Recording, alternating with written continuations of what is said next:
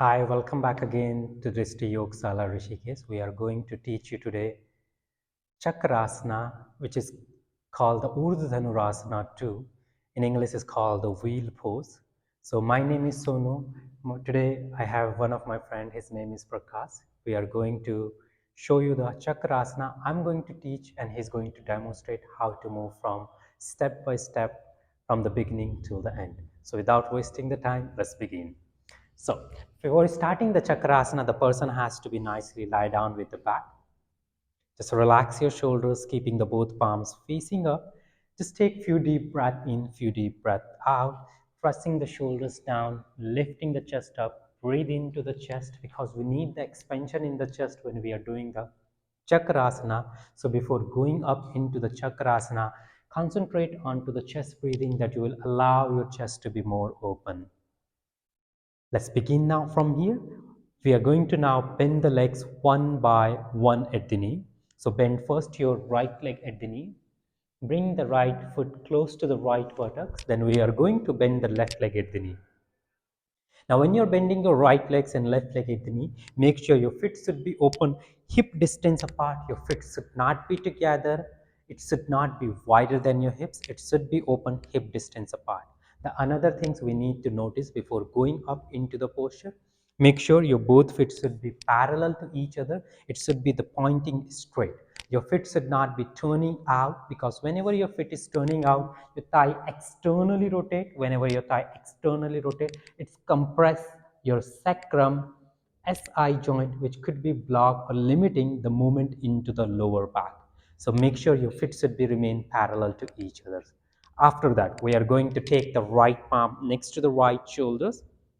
We're going to adjust the palms nicely, then left palm goes next to the left shoulders. Now we're going to spread the fingers. When we are spreading the fingers, make sure your fingertips should be pretty pointing to your knees. Press the inside of the palm and now get your elbows in towards each others. And after that, we are going to take the tailbone out. So when we are taking the tailbone out, we're going to make some arch into the back. So this arch has to be built before going up into the Chakrasana. After that, we're gonna lift the buttocks up. The moment we're lifting the buttock up, we're gonna for a moment find ourselves onto the shoulders, and we're gonna use the hands. Now we're gonna lift ourselves up and place the crown of the head onto the mat, but still do not come up, because we wanna use now the shifting the weight onto the shoulders. Now think about your knees should be goes away from the abdomen, and your abdomen, your chest should be comes towards your elbows. So after that, we're going to push the knees, extending the knees away from the abdomen. And now when it's happening, we're going to use the feet and now push the back ribs. Ready? Push the back ribs in that way that you could feel the more weight is coming, and you more weight coming on your hands, and you could, but still do not tense the neck. Really broad and open the shoulders, still trying to keep your elbows in. Now you're going to really feel the weight start coming on your arm. Now from there, rest your arms and lift yourself all the way up. Stretch your arms. The moment you stretch your arms, for a moment we are going to walk the feet a bit out, away from the palm, away from the palms, not your palms, Prakashji, away from the palm. Now, when you're walking your palms a bit, now we're going to stretch you. When we are walking the feet away from the palms, it's easy for us now to working with the arms. We can really open the shoulders. Press the hands once again and lift yourself once again from the arms. Now keep lifting from your hands and now walk your feet back. Bring your feet back again into the same position. Now think about, you want to press your feet down onto the mat, lifting everything up, opening the back of the knee. This is called your one of the point in the hips is called the ASIS. This has to be higher.